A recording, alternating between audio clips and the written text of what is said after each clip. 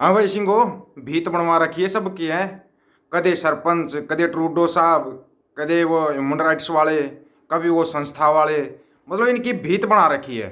इनको बोलने का मौका ही नहीं दिया जा रहा। ये कहाँ बोल लेंगे कहाँ नहीं बोल लेंगे। अपने यहाँ पे क्या है, अपने यहाँ पे अगर आप कोई सवाल करोगे, सरकार से सवाल कर लिया या किसी नेता से सवाल कर लिया, तो ये भांड मंडिया के दलाल है ना, ये दलाल जवाब देते हैं। वो नेता जवाब नहीं देता कभी भी। देख लो, आप किसी भी नेता का इंटरव्यू लेके देख लो, उसके पास जवाब होगा तो देगा। उनके पास कोई जवाब ही नहीं है, क्योंकि विकास की गंगा इतनी बहा दी। अब सरपंच साहब ने तो अपना एक्शन ले दिया, उसने तो कर दिया काम। उसने वो अभी तो और करेगा। ये मतलब ना अभी वहां पे स्टॉप हो गया, ना ना ना ना। अभी तो और झटके आने वाले हों, झटके जनवरी में करेगा सरपंच साहब। अब आ गया ट्रूडो साहब की बारी। ट्रूडो साहब नहीं जीने दे रहा। अब ट्रूडो साहब ने तो उनसे और 4 कदम आगे जाके और खुल के बोल दिया। पहले संसद में बोल लिया था। संसद में खड़ा होकर जब बोलिया, तो मिर्ची लगी पूरी गोदी मीडिया को, भांड मंडियों के दलालों को। और जितने चिंटू मिंटू छोटे मोटे जितने भी दलाल थे, सभी निकल निकल के बाहर आए। झूठ बोल रहा है ट्रूडो, ये कर रहा है ट्रूडो। अब ट्रूडो तुम्हारी भीत बना रहा है। तुम भीत जैसे, दीवार नहीं होती दीवार, उसको भीत बोलते हैं। भीत बोलती है तो तुम बोलोगे, तुम्हारी भीत बना दी, तुम बोल नहीं सकते अब। और अपने यहाँ पे क्या है, एक बार इसका थोड़ा आकलन करके बताना भाई मेरे को। चेहरे पर कई चेहरे लगा लेते हैं लोग। भाई बात तो सही कह रहे हैं मोदी साहब, एक चेहरे पे कई चेहरे लगा लेते हैं लोग।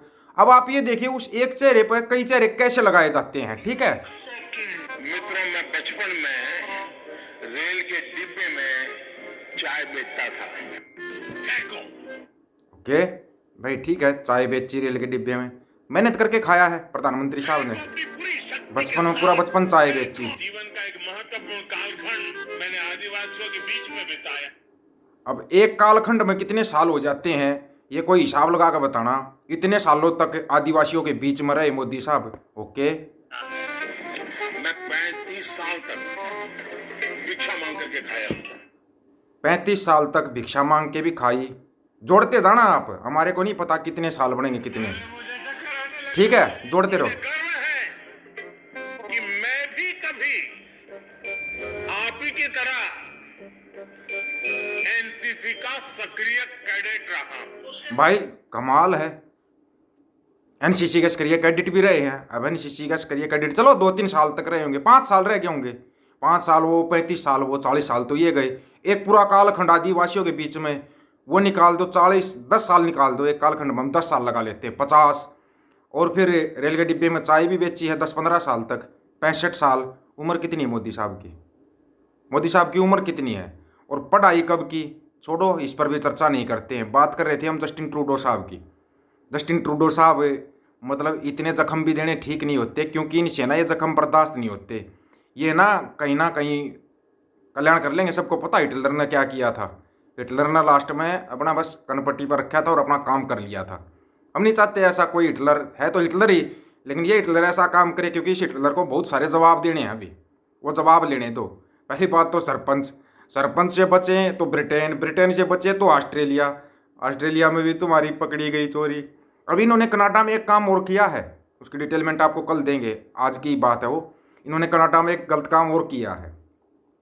अभी तक तो जो मंदिरों पर अटैक हो रहा था कनाडा में या ऑस्ट्रेलिया में हो रहा था, लेकिन कनाडा के मंत्री साहब जो कह रहे हैं वो तो आपको ध्यानपूर्वक सुनना चाहिए, क्योंकि मंत्री साहब ने तो उधेड़ के रख दिया।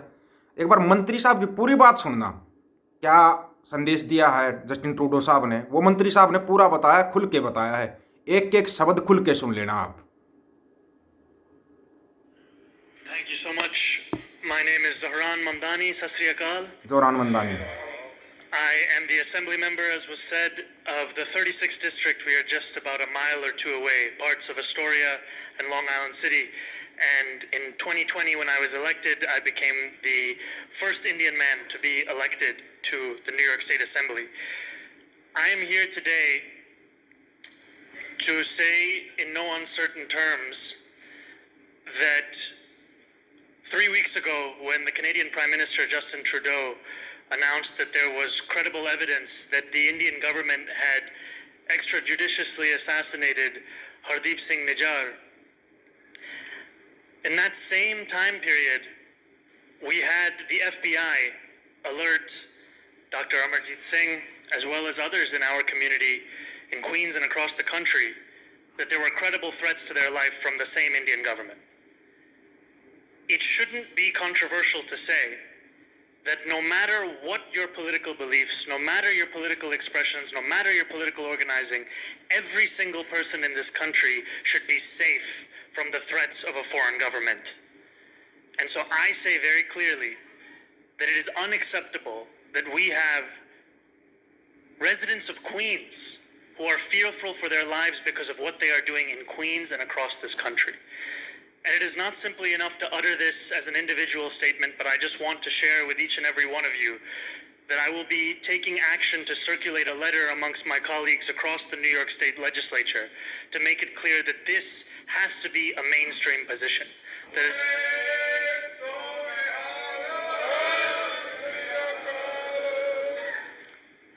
because while we have seen the Canadian government, the Canadian opposition, every Canadian party has come out to say this is unacceptable, we have seen in our own country a reluctance from the Biden administration as well as leading political figures to take a stance on this. That is unacceptable. It should not be difficult to say that the Indian government cannot assassinate and threaten individuals across this country for their political expressions and their political organizing. And I will be working towards making it clear to my colleagues and making that clear to the public. So thank you all so much for having me, and Sat Sri Akal. सुन लिया।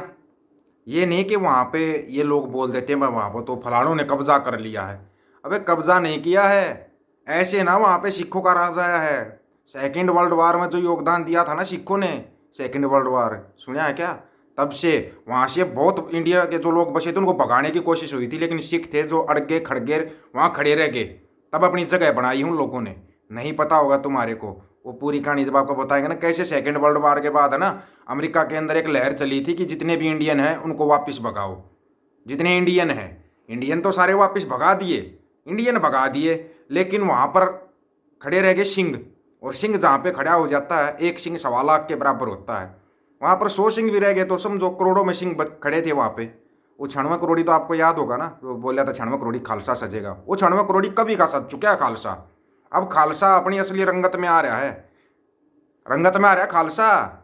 वो एक गाना सुना था ना, खालसा जवान हो गया। अब वो खालसा वापस जवान हो गया है, जो गुरु का सिंह है ना वो जवान हो गया है।